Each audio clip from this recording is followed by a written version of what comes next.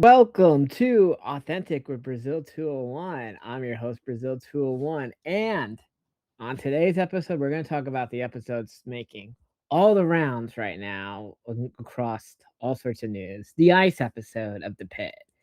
And I got to say, I think this was the best episode of the Pit since the little girl who drowned episode, where she saved her sister and then she drowned and it was very upsetting. And I gotta say, I think this is how you do it correctly. You do politics without politics.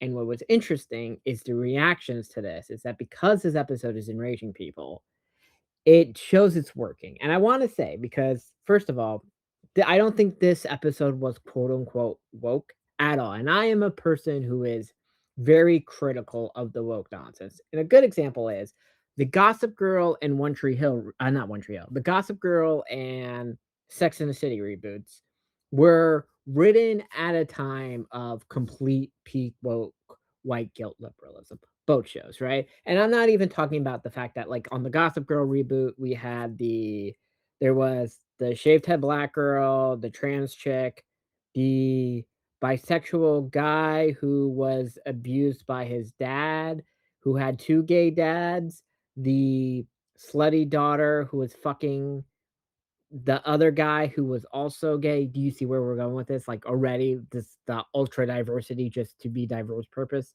where the fact they weren't even friends. And then on the Sex and the City reboot, we had, the fact that the main girls were never friends anymore, and one of the kids being trans, and all the things, right? Not for authentic purposes, but just to, exist, and just, there's a reason neither of these shows exist anymore.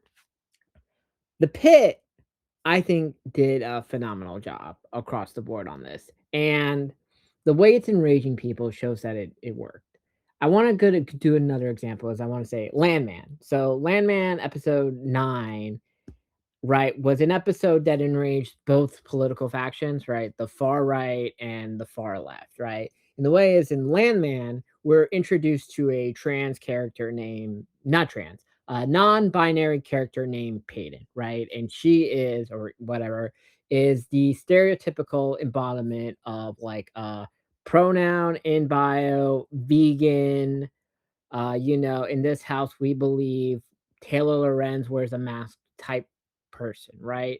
And immediately everyone on the left is like, fuck you, Taylor Sheridan. He's just disparaging trans people and you're throwing trans people under the bus or whatever. Even though like Sheridan shows aren't meant for MSNBC viewers. And maybe if Democrats had more people, on their staffers who watch Taylor Sheridan shows, they would understand why the Democratic brand is so toxic.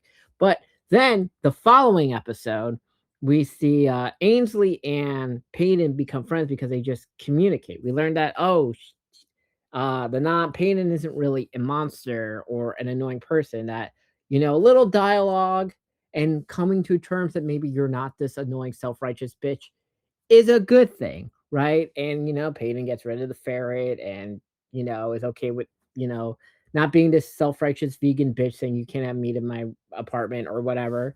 You understand that? You get what happened? And like the writer was like, how dare they introduce this person?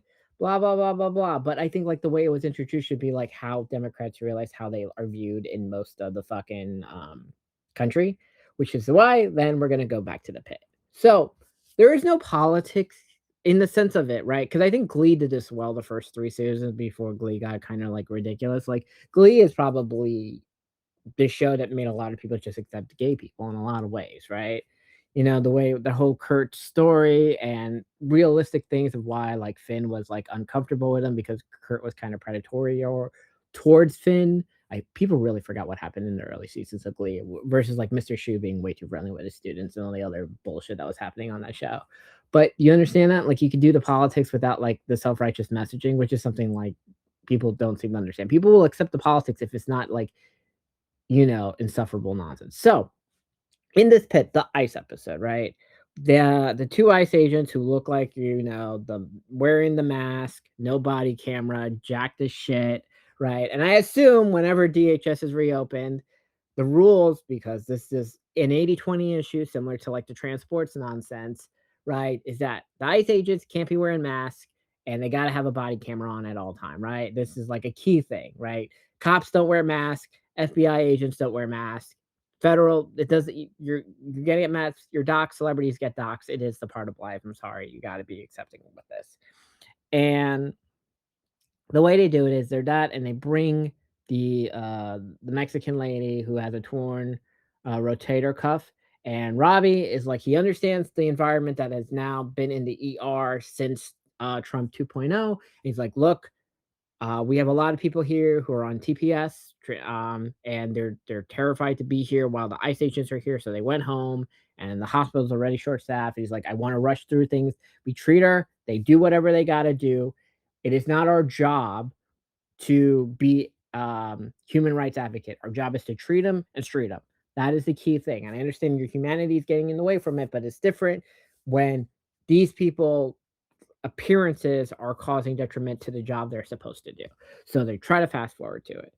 So, and the ICE agents can just begin to fight and like, the other doctors until Robbie, because I get sure you want to do this, so respect Robbie because he's a white guy or whatever. He's like, look, we're trying to get at things. You're making our job harder. We are going to get your detainee um, treated as quickly as possible so you two can fucking leave.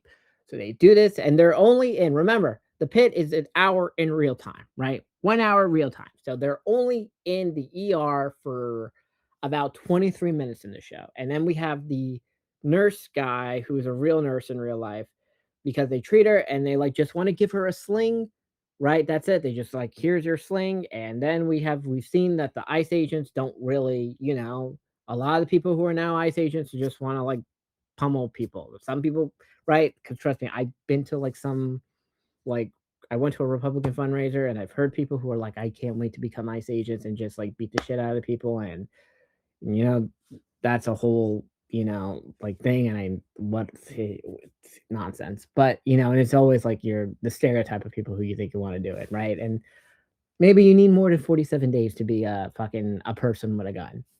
But on that, and then what happens is the ICE agents beat up the nurse guy, and Robbie's like, fuck, don't say anything. You don't have to say anything. You will get released. Our lawyer, because I guess this is a protocol now in place since Trump 2.0, where like doctors are trying to help, and the ICE agent like just the minimum or whatever. I think it did it fairly well. I really enjoyed this episode. I don't see anything woke, but the way it is, it's interesting because I put the tweet out about this episode that I really enjoyed it. I think they did politics up with politics. And I don't see any real accounts being attacking me about it. I'm seeing a lot of fake outrage type accounts that just want to fight everything about it.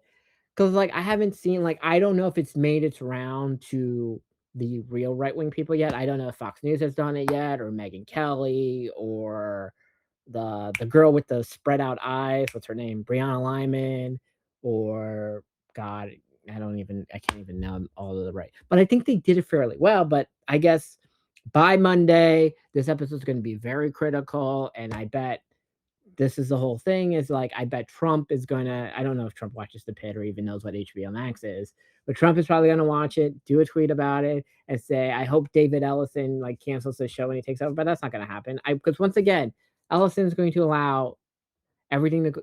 Ellison, in terms of the whole thing, this is the CBS CNN problem. And look, I agree. Maybe journalists aren't supposed to be activists, and this is like a key thing. The fact that I can tell everyone in MSNBC is always going to be cheerleading for the Democrats, and everyone on Fox News is always going to be cheerleading for the Republicans, and CNN is just Cauchy odds and Caitlin Collins looking hot.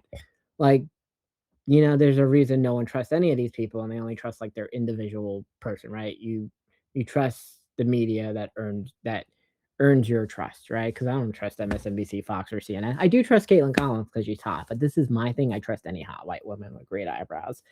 Boy, gotta be. What's crazy? Total tangent here, right? But like, because Caitlin has so many jobs, it's got to be like impossible to date her, right? Always at the White House, bouncing between New York and DC. Super hot, but you got to wonder who's like actually dating her that can like tolerate that. Maybe she's possible to date like whenever Trump 2.0 ends.